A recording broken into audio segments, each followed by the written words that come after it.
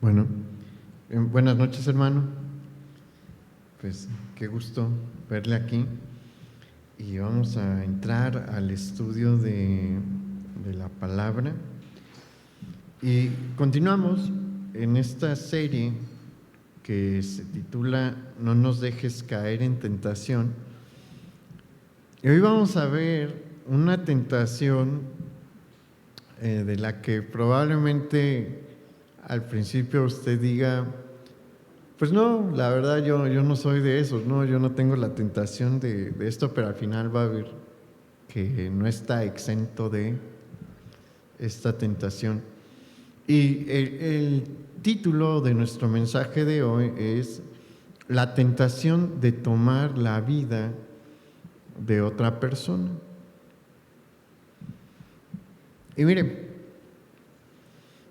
nosotros en los últimos mensajes hemos hablado que en el Decálogo, es decir, en los 10 mandamientos, Dios estableció la base de la conducta moral que Él demanda de su pueblo, es decir, que demanda de usted y de mí. Y los 10 mandamientos se dividen en 2 secciones. La primera sección está constituida por los primeros 4 mandamientos. Y en los primeros 4 mandamientos se establecen los principios fundamentales que van a sostener la relación de honra que debe de haber entre Dios y el hombre. Y obviamente el hombre es el que debe de honrar a Dios. Es imposible, ¿no?, que pensemos en que Dios va a honrar al hombre. No, es una relación de honra en la que el hombre es el que va a honrar a Dios. Y bueno, los 4 principios de el Decálogo, de los 10 mandamientos sobre la relación Dios-hombre, se van a seguir desarrollando a lo largo de la ley de Moisés. Aquí están simplemente los puntos fundamentales a través de los cuales se va a desarrollar el resto de esta relación.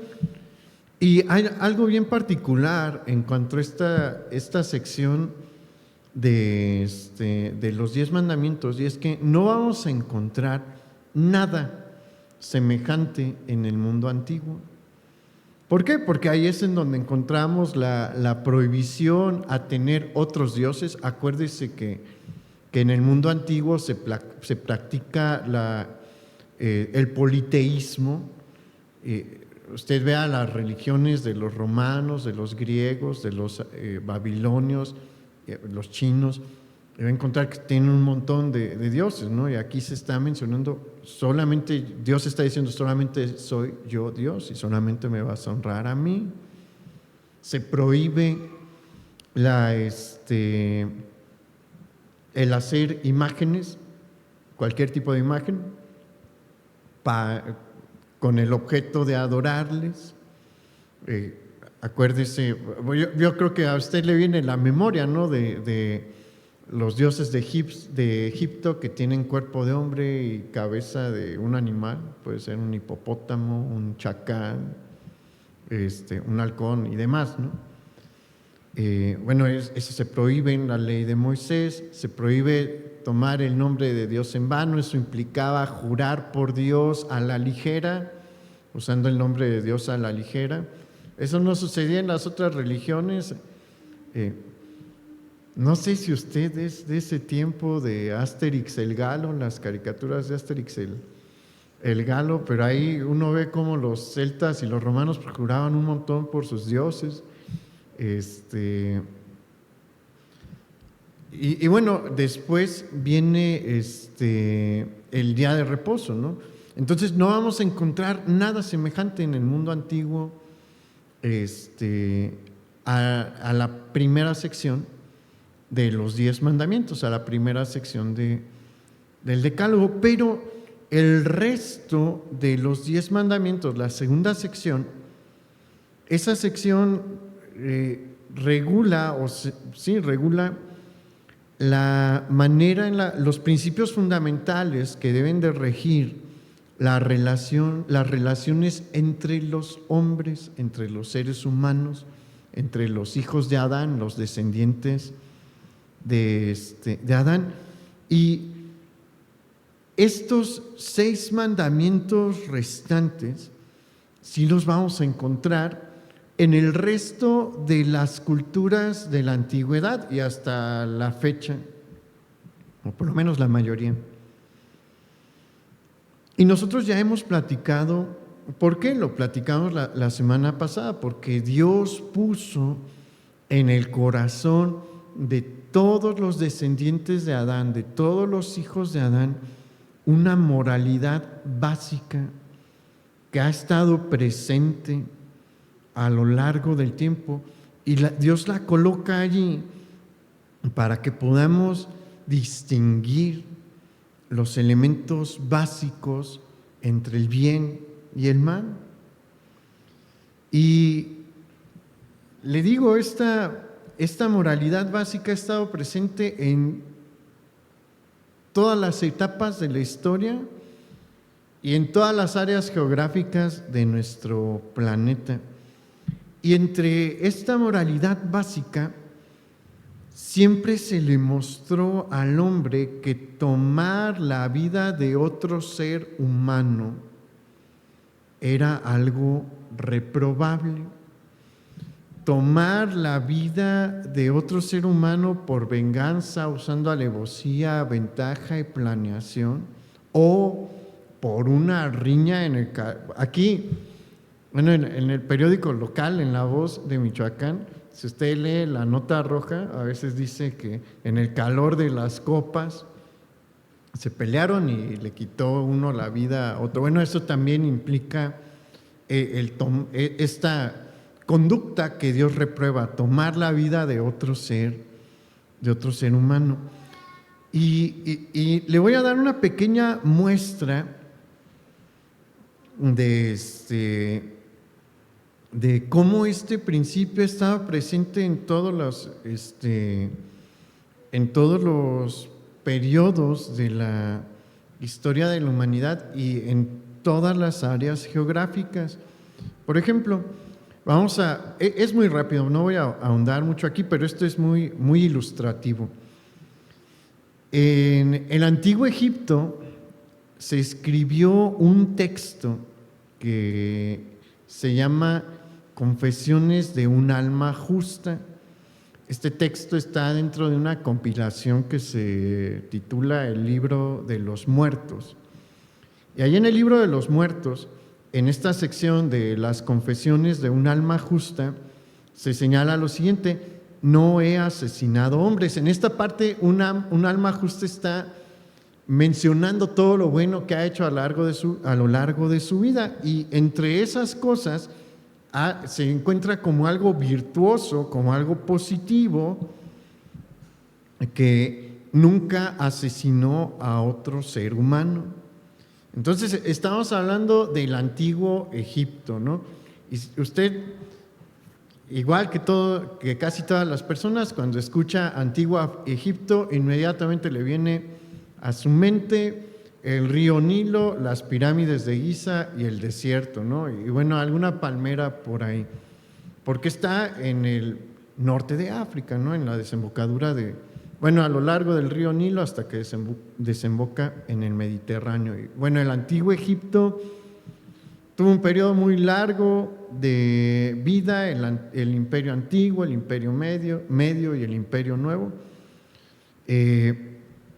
Y bueno, estamos en este tiempo, en esta zona geográfica, y vámonos a un extremo, a las culturas nórdicas. Los nórdicos tienen un texto que se titula Volopsa, y ahí, los nórdicos están en lo que es la zona germánica, desde lo que es ahorita Austria y Alemania hasta la península escandinava, donde están Noruega, Suecia. Ahí hace muchísimo frío, estamos en un área distinta, ¿no? Pero ahí en ese texto que desarrollan las naciones germánicas, se señala lo siguiente: en el infierno vi homicidas, que nos enseña que, bueno, los germánicos, las naciones germánicas, contemplaban también el homicidio como una conducta reprobable, como algo completamente malo, ¿no? Que llevaba a un lugar de castigo. Bueno, por su parte, la ley de Moisés señala lo siguiente en Éxodo capítulo 20, versículo 13. Es uno de los 10 mandamientos y dice sencillamente: no matarás. Y bueno, esta es una prohibición muy sencilla y simple de interpretar, pero nos muestra lo grave que es este pecado delante de los ojos de Dios. No existe tal cosa como maneja la Iglesia Católica de los pecados mortales. Todos los pecados son mortales porque todos separan de Dios y todos nos llevan a la muerte, pero hay unos pecados que Dios aborrece más que otros y que Dios castiga con mayor severidad que otros. Y los 10 que más aborrece están allí, en los 10 mandamientos. Entre ellos está este: no matarás. Y el primer homicidio que encontramos en la historia de la descendencia de Adán, tuvo lugar muy pronto. Entre los 2 primeros hijos del padre de todos, entre los 2 primeros hijos de Adán. Una vez que, y aquí podemos ver la gravedad de este pecado, lo que genera en el corazón de Dios cada vez que se comete este pecado. Vamos por favor a Génesis capítulo 4, versículo 10. Este pasaje tiene lugar una vez que Caín ya mató a su hermano Abel.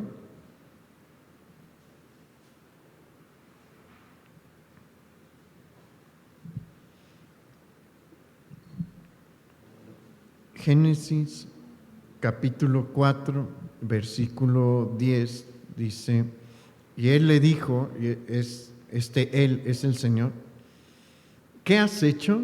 La voz de la sangre de tu hermano clama a mí desde la tierra. Y esto es algo a lo que le debemos de prestar atención, y lo he mencionado en otras ocasiones. Cada vez que se derrama sangre humana por un homicidio, esta sangre levanta un clamor que llega hasta la presencia de Dios. ¿Y qué cree que es lo que hace ese clamor? Demanda justicia de Dios. Hay ocasiones en las que esa justicia de Dios, por el clamor de la sangre, se manifiesta aquí en la tierra, como vamos a ver que fue en el caso de Caín. Pero hay ocasiones en las que no. Pero ¿dónde cree que se va a manifestar la justicia de Dios? A la hora en la que ellos reciban su sentencia. Yo creo que es algo que debería de aterrorizar, algo aterrorizante, verdaderamente pensar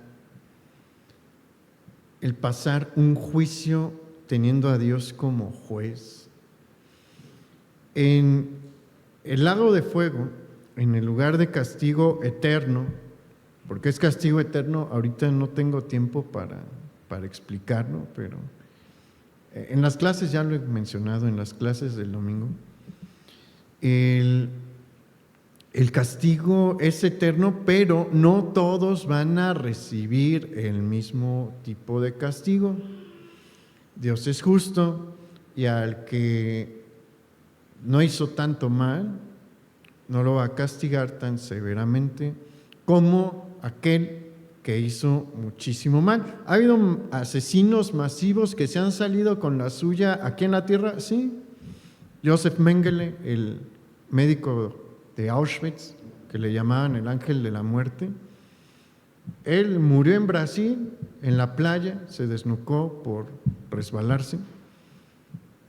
No le llegó la justicia aquí, pero él se va a presentar delante de Dios y ahí Dios, al final de juzgar a cada persona, va a emitir una sentencia que se va a cumplir en el lugar de castigo. El castigo que a él le va a tocar es un castigo monumental, de los grandes.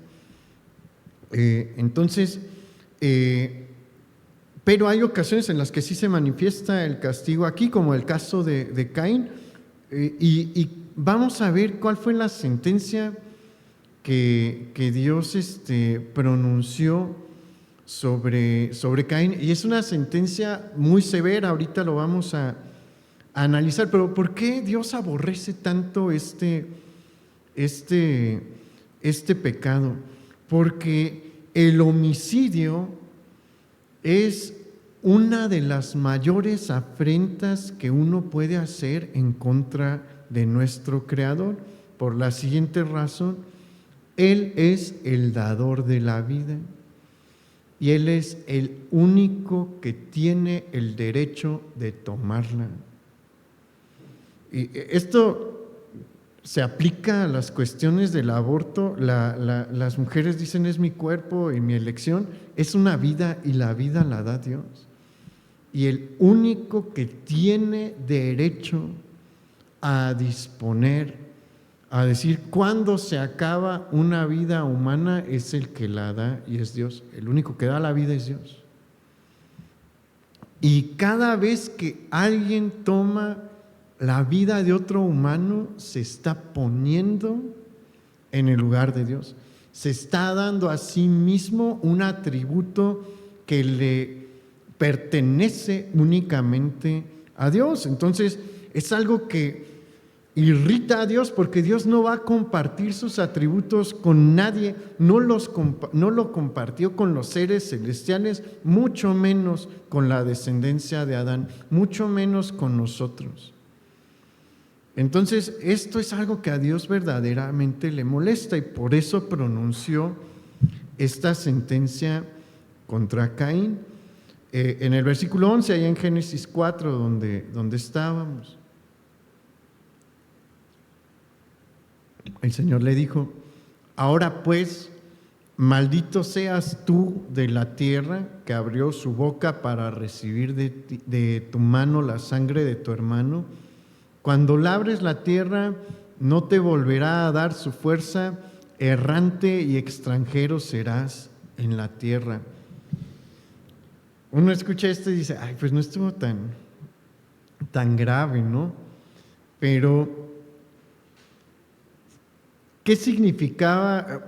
Mucha gente tiene la mala concepción, la mala idea de que Caín y Abel eran niños o jovencillos, ¿no? De ahí adolescentes, cuando este incidente sucedió. Pero no es así. Ellos ya tenían cientos de años por allí, por lo menos, no me acuerdo ahorita bien la cantidad, pero son más de 100 años.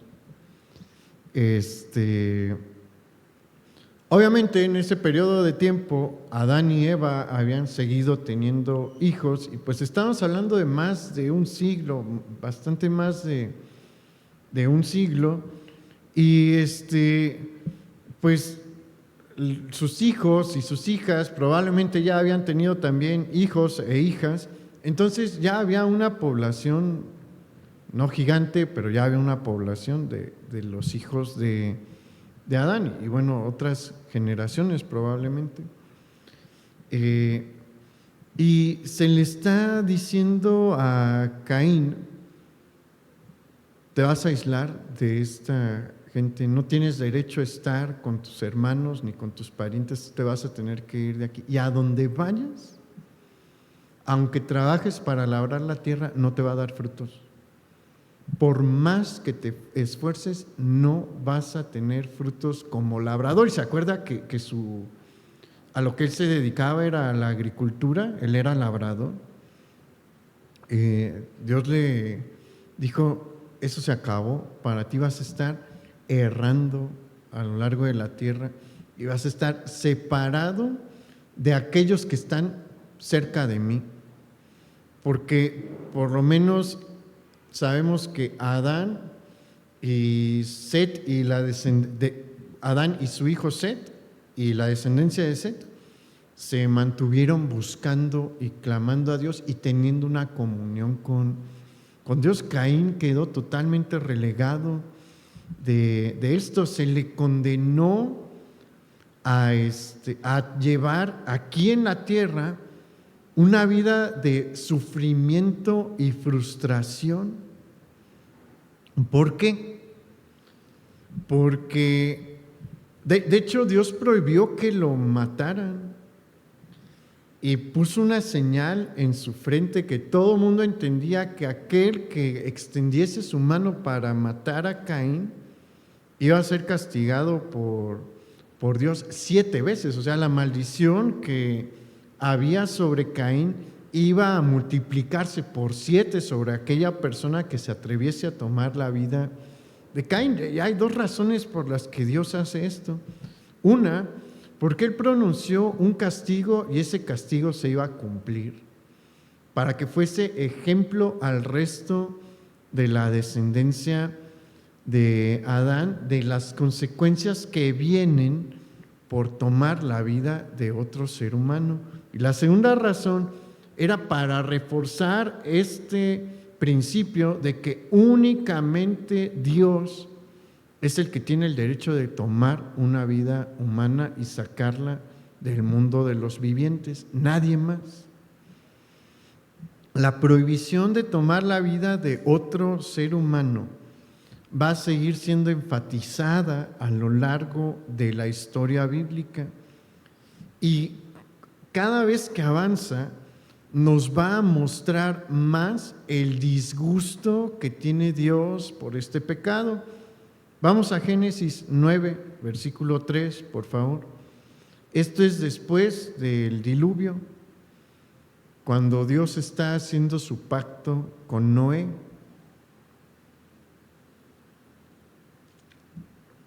Y son muy ilustrativas las palabras del Señor en cuanto a este pecado aquí en estos versículos.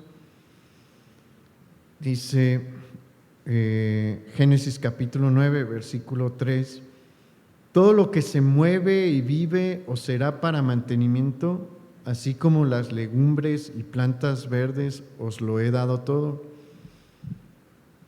Pero carne con su vida, que es su sangre, no comeréis, porque ciertamente demandaré la sangre de vuestras vidas. De mano de todo animal la demandaré, y de mano del hombre. De mano del varón su hermano demandaré la vida del hombre.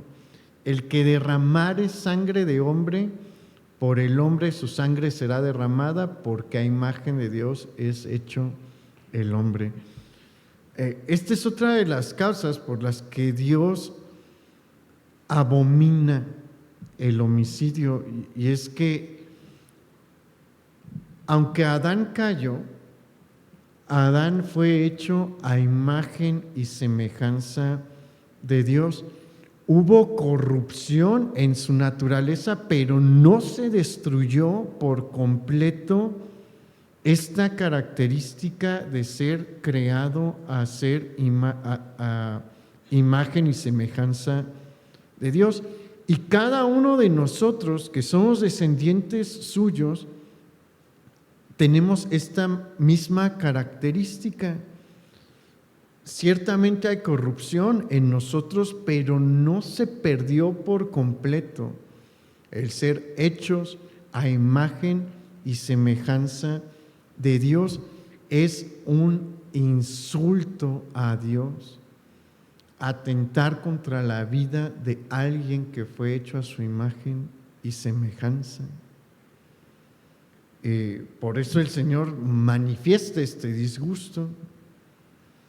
Y en el versículo 6 vemos cómo él vuelve a decir: yo voy a demandar toda sangre humana que ha sido y que sea derramada. Y luego va a venir la ley de Moisés, y ya vimos en Éxodo capítulo 20 que en los 10 mandamientos, en los 10 pecados que Dios más abomina, está ¿no? El homicidio, y por eso se establece: no matarás. Pero la ley después nos va a mostrar cuál es la sentencia. Éxodo capítulo 21, versículo 12, yo se lo leo, dice: el que hiriere a alguno haciéndole así morir, él morirá.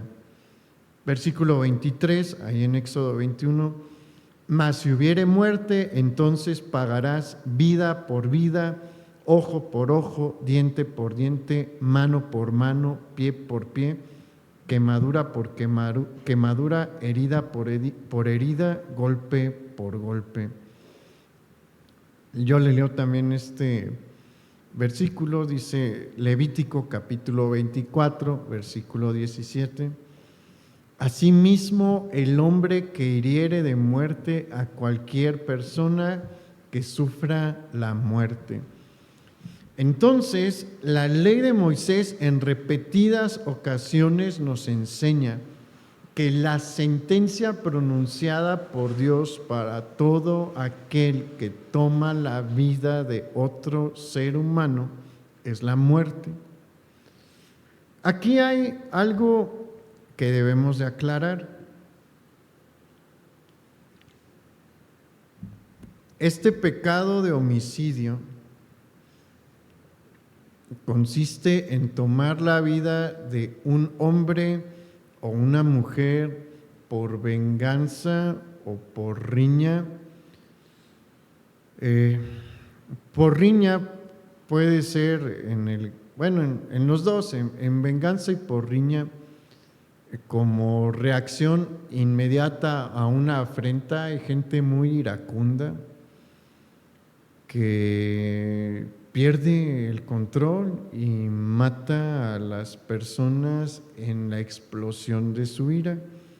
Ese es el pecado del que estamos hablando, pero hay otra modalidad en la que puede ser tomar la vida de una persona en venganza o por una riña, pero con premeditación y ventaja. Es decir, que la persona dijo: me la vas a pagar, yo voy a armar el plan para quitarte la vida, no te voy a matar ahorita, pero no estés tranquilo porque cuando menos lo piensas te voy a quitar la vida. Ese es el pecado al que nos estamos refiriendo. ¿Por qué? Porque pues vivimos en un mundo caído y hay accidentes mortales, y la ley de Moisés lo contemplaba. Un ejemplo que señala la ley de Moisés es: si tú estás cortando un árbol con un hacha y el hierro del hacha sale volando y le pega a otro y se muere, ¿qué sucedía eso? Ahorita eso se conoce como homicidio imprudencial. En la ley de Moisés se decía: bueno, te vas a una de las ciudades de refugio hasta que se aclare la situación. Había muchas ciudades de refugio a lo largo del territorio de Israel. Alguien que había tenido un accidente de este tipo se iba a una de estas ciudades y estaba prohibido que los parientes fuesen a cobrar la vida de la persona que tuvo el accidente en estas ciudades. No se podían ni acercar. A su debido tiempo llegaba un juez, analizaba el caso y decía: bueno, efectivamente fue un accidente, ¿no? Entonces quedas libre. Ofrecían un sacrificio, ¿no? Pero no fue su culpa, se salió el hierro. Entonces no se incluye ese tipo de muertes, y tampoco se incluye al que ejecuta una sentencia de muerte, que en este caso era como todo el pueblo, ¿no? Porque los apedreaban. Si lanzaban la piedra, ellos no eran culpables de homicidio. Se estaba ejecutando una pena de muerte y tampoco incluye las muertes dentro de una guerra. Tampoco están incluidas en este pecado. Esas son cosas completamente distintas. Y bueno, hasta ahorita podrá decir, está bien esta clase de derecho, ¿no? Pero no es una clase de derecho, porque yo le dije al principio, muchos dirán, como muchos dicen, yo no mato, yo soy bueno, yo no he matado a nadie. Ok, pero vamos a ver qué dijo Jesús sobre este pecado, y ahí es en donde todos somos susceptibles a este tipo de pecado. Vamos por favor a Mateo capítulo 5, versículo 21. Allí nos encontramos ante el Sermón del Monte. Y el Sermón del Monte tiene una característica muy peculiar. El Sermón del Monte es probablemente el sermón más famoso de Jesús y probablemente su sermón más importante. Eso no es lo que lo hace particular. Lo que lo hace particular es que allí Jesús estableció, entre otras cosas, los principios morales que Él demanda de todos sus discípulos. ¿Se acuerda? Los 10 mandamientos son los principios morales que Dios demanda de su pueblo. Aquí Jesús está estableciendo los principios morales que Él demanda de sus discípulos, que son los mismos que vamos a encontrar en la ley de Moisés. Nada más que en este punto fue necesario que Jesús hiciera que los demás, aquellos que vivían en su tiempo, recordasen cuál era el espíritu original de la ley.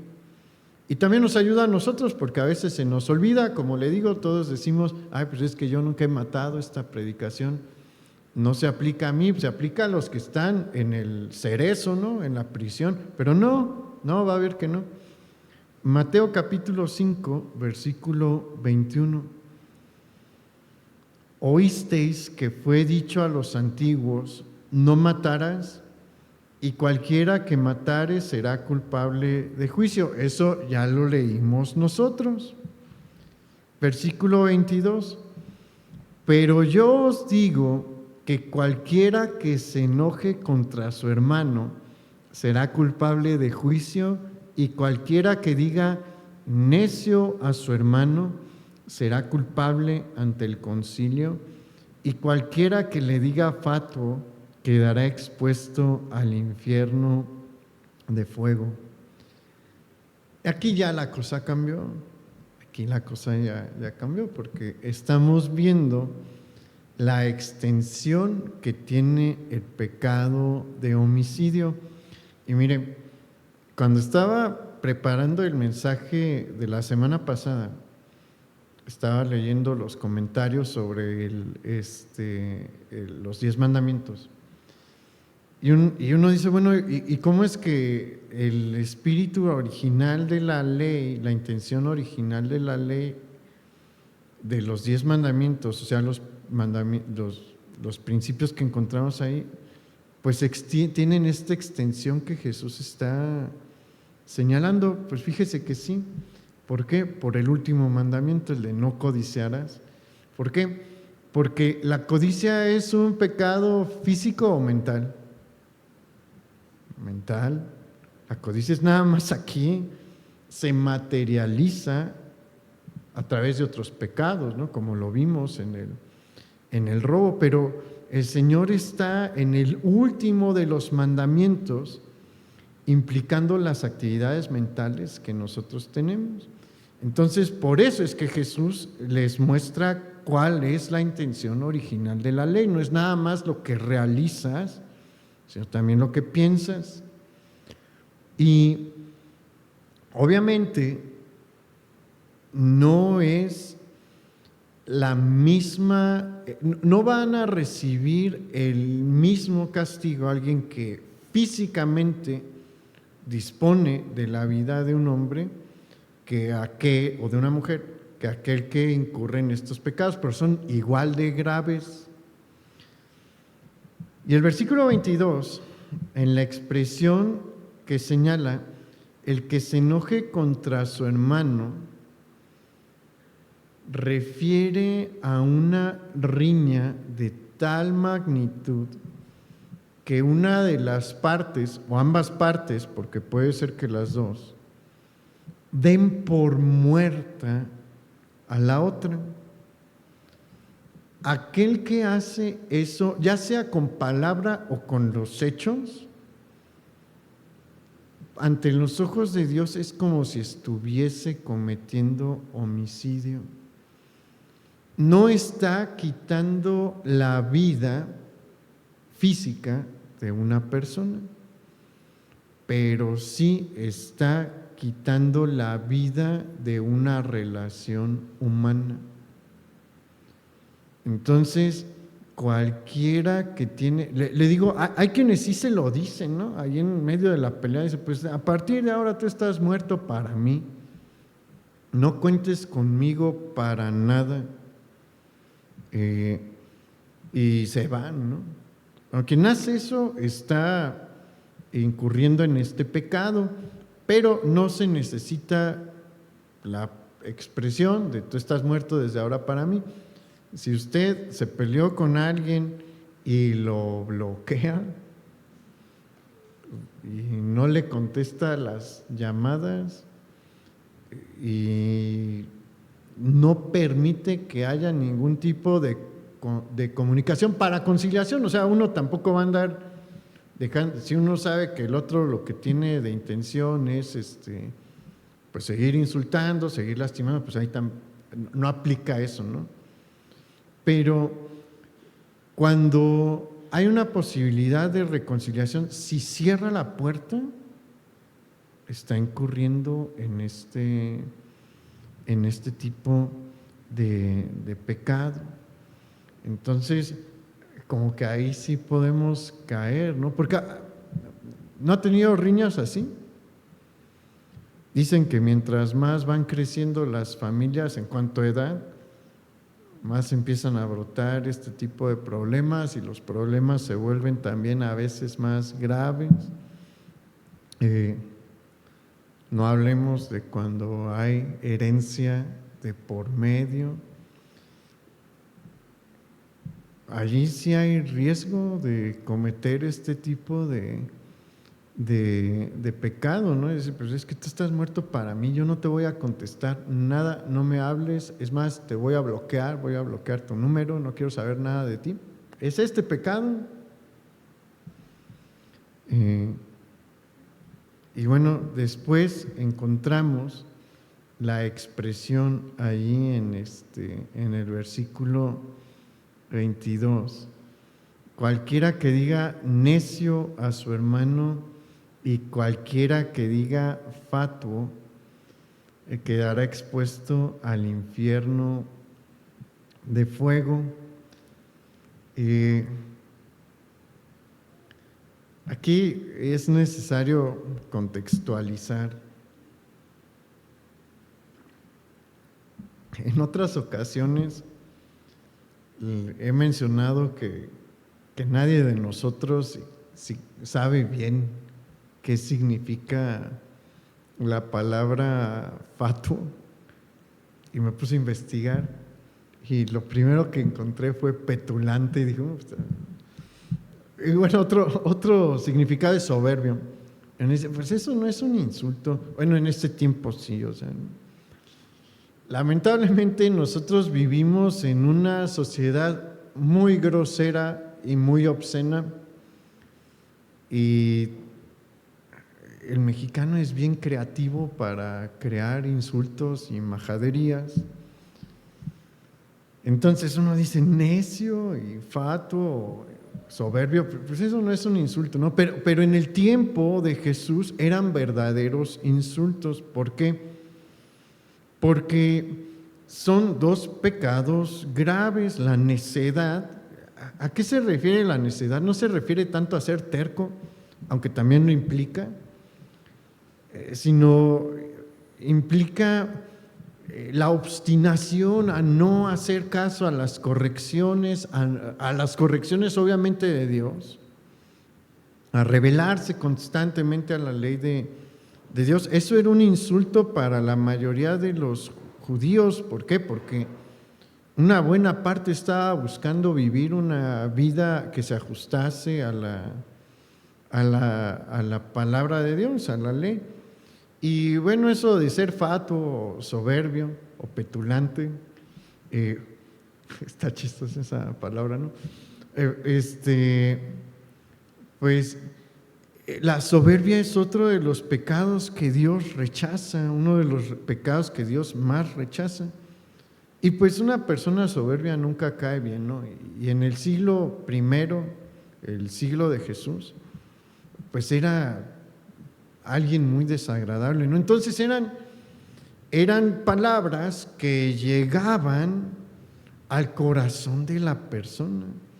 Eran palabras que se mencionaban con la intención de herir y dañar a la persona. Le digo que nosotros, tristemente, el folclore mexicano es de majaderías, ¿no? Y hay unos que las dicen hasta de manera bien cómica. No está bien, el cristiano no debe de hablar con majaderías, pero hay ocasiones en las que no lo dicen con el afán de ser chistosos, ¿no? Sino de lastimar a la persona. Entonces, cualquier persona, no son solo palabras altisonantes o groserías o majaderías.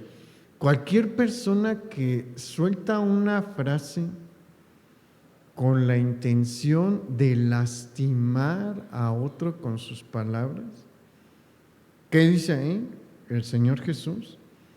Quede expuesto al infierno de fuego, porque ¿qué se está buscando hacer?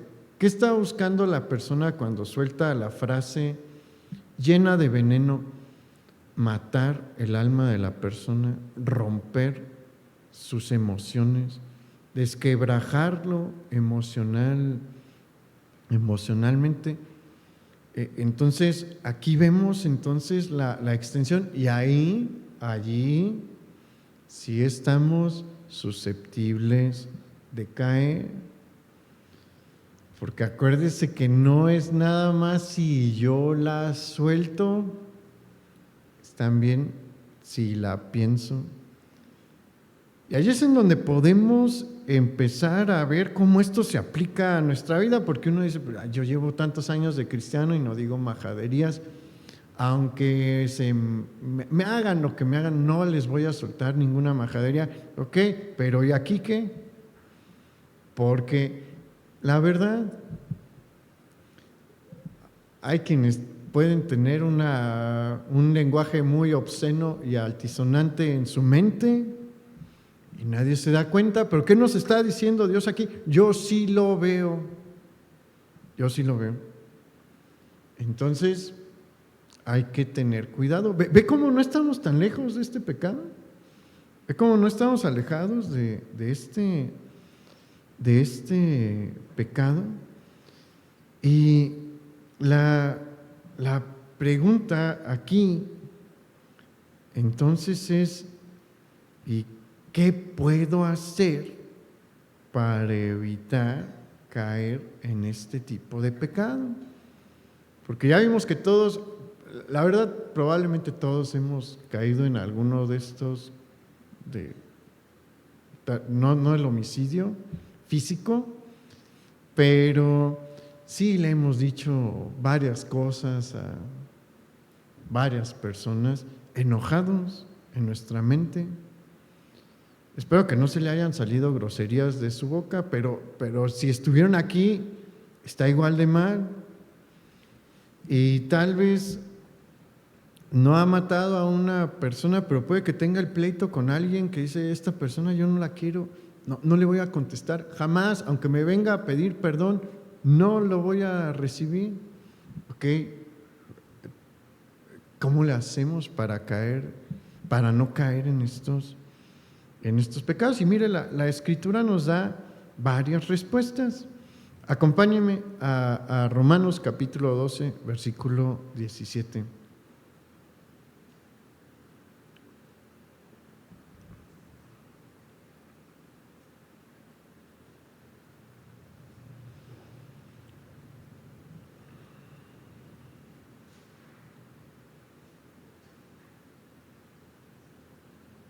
Romanos capítulo 12, versículo 17, dice: no paguéis a nadie mal por mal, procurad lo bueno delante de todos los hombres, si es posible, en cuanto dependa de vosotros, estad en paz con todos los hombres. No os venguéis vosotros mismos, amados míos, sino dejad lugar a la ira de Dios, porque escrito está: mía es la venganza, yo pagaré, dice el Señor. Así que, si tu enemigo tuviere hambre, dale de comer; si tuviere sed, dale de beber, pues haciendo esto, ascuas de fuego amontonarás sobre su cabeza. No seas vencido de lo malo, sino vence con el bien el mal. Y el versículo 18 es el más interesante para nosotros ahorita, porque nos señala el Señor que en la medida de lo posible, cada uno de nosotros debe de procurar estar en paz para con los demás. ¿Qué implica esto? No implica que nos dejemos de todas, no implica eso. Implica que como creyentes jamás debemos de ser los que realizamos la primera agresión. No debemos de ser los que vamos a ofender, no debemos de ser los que vamos a agredir. ¿Se puede uno defender legítimamente de las ofensas físicas? Si le sueltan una grosería, cállese e ignórelo. Pero obviamente, por decir, si un padre de familia ve que alguien quiere hacerle daño a sus hijos o a su esposa, está completamente permitido que los defienda. Si requiere usar la fuerza física, está totalmente permitida.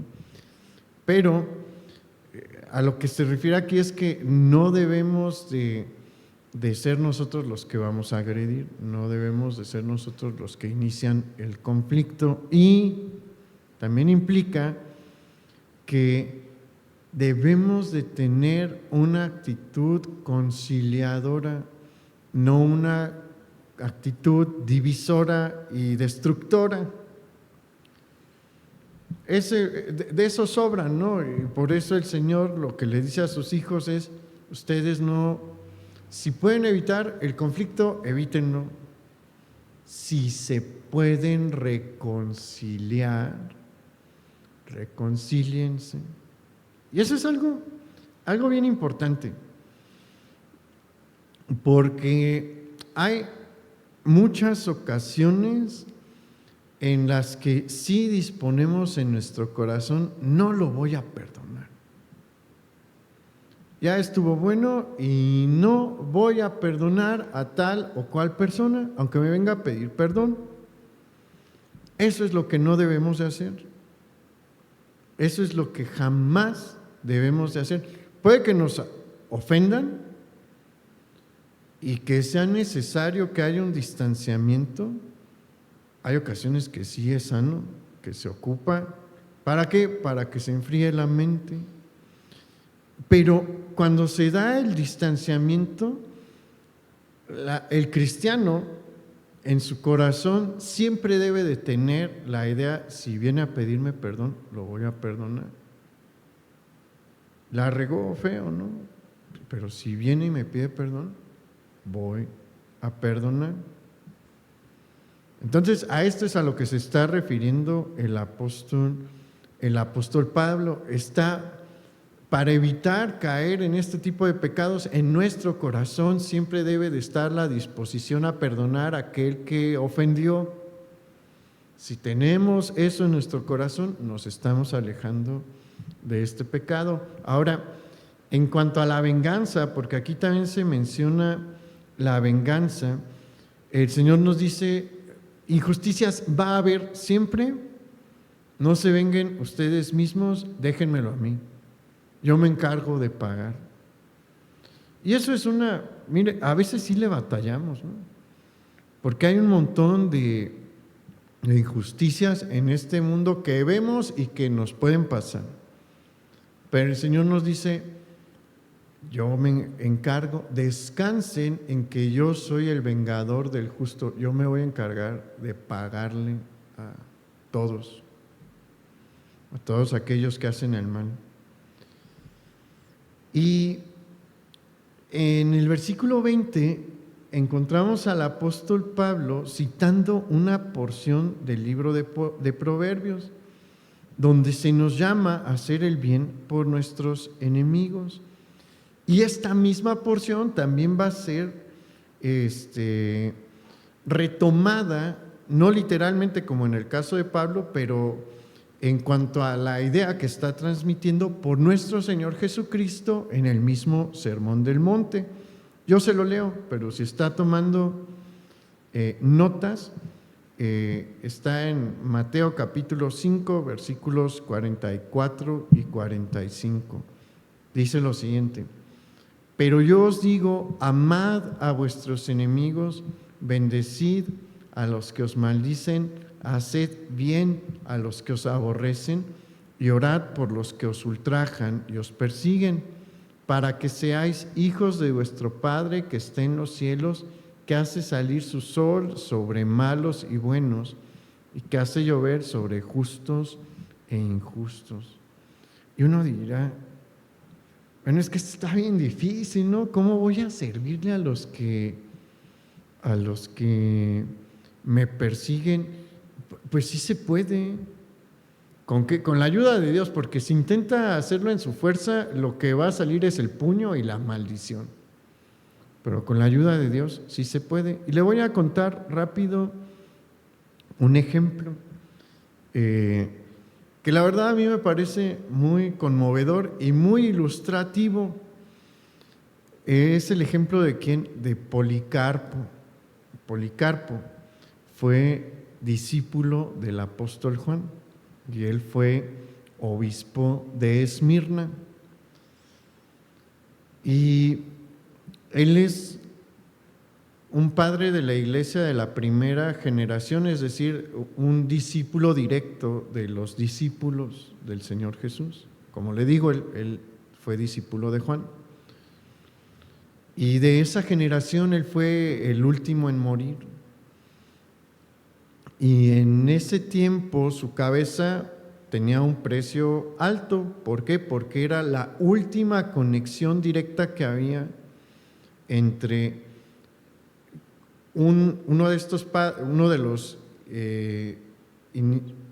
líderes de la iglesia actual y los discípulos que vieron directamente y escucharon directamente a Jesús. Para los cristianos, pues su vida también era muy valiosa y pues en la persecución, estamos en una de las grandes persecuciones del cristianismo. Hubo 10 persecuciones romanas contra el cristianismo. Pues en este momento está todo lo que da una de las persecuciones y pues los hermanos de las iglesias dicen: Policarpo, te vamos a esconder hasta que pase el peligro. Y pues lo estaban moviendo de una casa a otra. Policarpo no dormía en el mismo lugar porque los hermanos de la ciudad lo escondían. Pero llegó un momento en el que el Señor le dijo a Policarpo: Policarpo, ya es tiempo de que te vengas a casa. Y Policarpo dice: está bien, Señor. Y le dice a los hermanos, llegan los hermanos y le dicen: Policarpo, tal familia en tal calle te está esperando para que duermas ahí. Y Policarpo le dice: no voy a ir, me voy a quedar ya aquí. Dice: pero ya el aparato de inteligencia romano ya sabía dónde estaba Policarpo. Y le dicen los hermanos: es que si te quedas aquí te van a agarrar. Y yo sé, el Señor ya me está llamando a su presencia y es por este medio, aquí me voy a quedar. Y pues los hermanos dicen: ok, está bien. Llegan, Policarpo ya es un anciano grande, tiene más de 80 años. Y pues llega un grupo de soldados romanos, empieza a tocar la puerta, empiezan a tocar la puerta y parece que la van a derribar. Y pues llega Policarpo, y pues es un viejito, abre la puerta y le dice: ¿tú eres Policarpo? Dice: sí. Y tenemos orden de arrestarte. Dice: está bien, yo sé, pero déjenme primero servirles la cena. Los romanos, cuando escucharon cuando vieron a Policarpo, dicen: esta es la gran amenaza contra Roma. Y pues seguramente cocinaba bien, ¿no? Porque le dijeron: ok, pues nos sentamos. Se sentaron a la mesa, les sirvió de cenar. Cuando acabaron de cenar, recogió la mesa: estoy listo, llévenme. ¿Ve cómo sí se puede? Con la ayuda de Dios. Entonces, una última cosa. Debemos de cuidarnos de nuestra ira y de nuestros deseos de venganza. Todos los tenemos. Nadie, siendo honestos, podemos decir que no hemos tenido en algún momento explosiones de ira, ya sean físicas o mentales, y que nunca hemos sentido sentimientos y deseos de venganza, porque estaríamos mintiendo. Todos los hemos sentido y todos somos susceptibles de sentirlos. Y son sumamente peligrosos, increíblemente peligrosos, porque nos pueden llevar a hacer actos terribles, la verdad. Y le doy rápidamente un ejemplo. No sé si usted recuerda a Joab. Joab fue general del ejército de David, el general más importante que ha habido en la historia de Israel. Ni siquiera Ben-Gurión ha sido tan importante como Joab. Y Joab fue un hombre bien fiel a David. Era su sobrino, era hijo de su hermana Sarbia. Y estuvo con David en las buenas y en las malas. Amaba a su tío, le fue fiel hasta la muerte, expuso su vida en varias ocasiones por él. Temía a Dios también, aunque no lo crea, porque cuando David se propone hacer el censo, le da la orden a Joab, y Joab le dice: David, vamos a ofender a Dios, no queremos ofender a Dios. Él le dice: yo no quiero ofender a Dios. David lo obligó, pero menciona la Biblia que él sabía que esta ofensa a Dios era tan grande que no terminó el censo. Lo paró y dijo: ya vámonos de vuelta, y estos son los números que le vamos a dar a David. Pero Joab tenía un problema.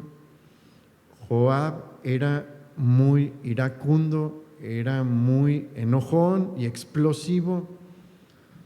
Y resulta que cuando todavía se está disputando el trono de Israel entre la casa de Saúl y David y sus hombres, Abner, hijo de Ner, mata en batalla a Asael, un hermano de Joab. Y tiempo después, Abner ya entiende que pues está perdiendo el tiempo peleando contra David y busca negociar una paz y lo logra, pero resulta que no está Joab en las negociaciones. Y Joab nunca dejó oír lo de su hermano. Entonces llega a Hebrón, ciudad de David en este tiempo, y le dicen: oye, Abner ya acordó la paz con David, y se enoja. Tráiganmelo, díganle que quiero darle un mensaje. Pues se acerca Abner a las puertas de la ciudad y ahí lo mata Joab, porque se dejó vencer por su ira y por su sed de venganza. ¿Cómo terminó Joab? David no iba a disponer, no lo iba a matar, pues porque sabía que había sido fiel con él siempre. Pero sí le dijo a Salomón: tienes que ejecutar a Joab, y con justa razón, porque no fue el primero que mató en un desplante no fue el último que mató en un desplante de ira, mató a un primo suyo también. Se ejecutó la sentencia que Dios había señalado por el homicidio sobre Joab. Nunca pudo controlar su carácter en este tipo de situaciones y pues hizo cosas que molestaron a Dios. ¿Qué hacer? ¿Cómo le hago? Si soy muy enojón y vengativo. Necesitamos la ayuda del Espíritu Santo para tener dominio propio.